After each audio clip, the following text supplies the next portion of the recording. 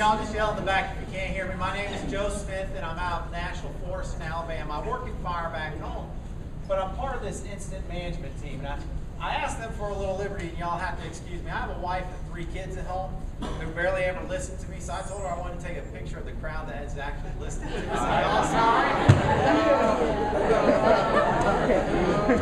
So, what is an incident management team?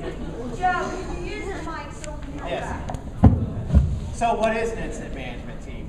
Basically, we're a group of specialists from all over different parts of the country. We have folks that are firefighters like myself, people who are in charge of finance, planning, making maps. All these are specialized parts of our team, so we can just come in. And when I tried to think of an analogy that was similar, if you think of military, when there's a situation brewing up, they'll oftentimes send the special forces in to deal with it first. That's your local responders, your volunteer fire departments, your law enforcement. Now, when it starts getting to being bigger and bigger and more than what they can handle, that's when they'll call in the regular armed forces, and that's kind of what role we fill in as an interagency incident management team.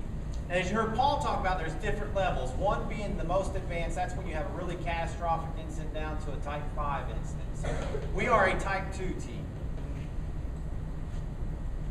And this is just kind of showing you the places we're from. We go all the way from Miami, Virgin Islands, all the way out to California. So there's folks from all over the country who take part in this team. So why does a team come in?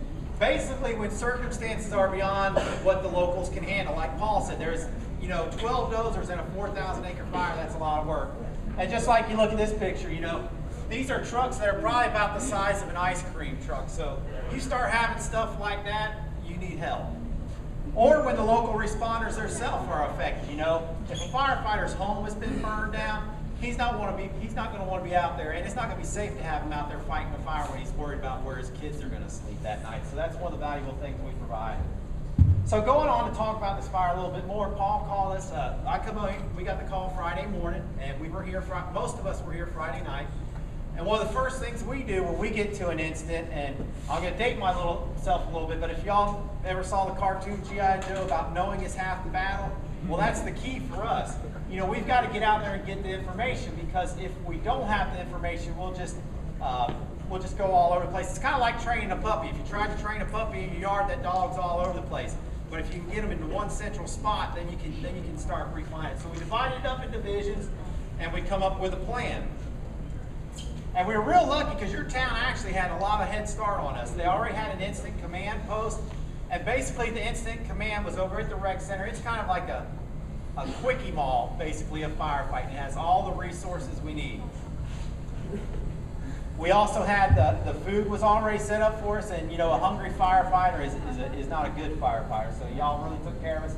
And we already had equipment in place, so this really allowed us to make things happen quick. And when it comes down to the basics of it, all our job is to basically remove one leg of the fire triangle. If you remember oxygen, heat, and fuel, if you're awake during chemistry class, you remove one of those legs, it takes it away. And we did that with a variety of resources. We had helicopters. We had 2 Chinooks, the big military helicopters. Then we bring in a smaller helicopter, dumping water.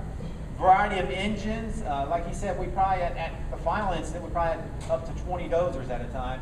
And then a multitude of people. You also see that occasionally we use fire to fight the fire. And basically that goes in and removes the fuel from the ground, thereby removing one of those legs of the triangle.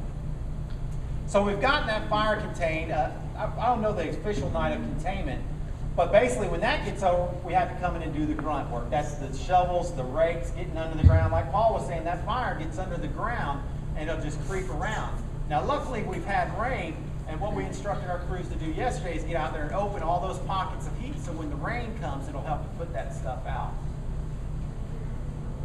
Now, I was trying to think of how to spell the picture.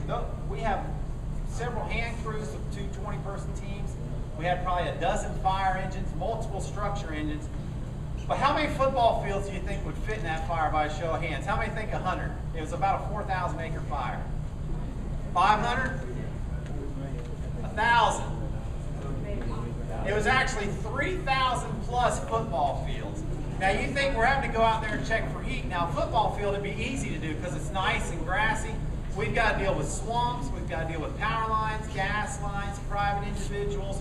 So there's a lot of work involved with it. But once we get done, well, there's my little fancy. You're supposed to go, ah, fancy graphic.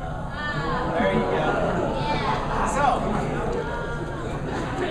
So when I was trying to wrap this all up, I had to think, once we get done, we just go back home and we get ready for the next incident. And we never know when it comes. But, as a community, your time is just starting to kick in on this incident. I thought of 3 things that I really wanted to pass on to you. Who knows who that is on the left side? Smokey Bear. What does Smokey Bear? What does he say? Only you can prevent forest fires. That's right. And what I want to say to you here is just be safe with your fires. That this spot, we've had several fires that start from people out burning trash. The winds get up. Teach your kids to be safe and just practice being safe on your own with fire. The other thing that I really want to emphasize and that really came out in your community is being part of your community. Ludovici, this was one of the great places I had to fight fire because you all really took care of us as firefighters. Being away from my wife and kids and my family and my job, it's hard, but you all really took care of us. So if you can't get involved with your volunteer fire departments, your churches, whatever it may be, because it'll just help when an incident does happen like this, y'all will come together quickly and work. And then the final thing we're going to talk about, and if I'm sure all y'all may have had a chance to drive around these fires, but if you notice, some of these homes out in the woods, they survived no problem. Some of them, unfortunately, were not so lucky. Well, there are ways that you can up your odds of your home surviving. I'm going to turn it over to Mike Lee, and he'll talk to you a little bit about that. And I thank y'all for your time.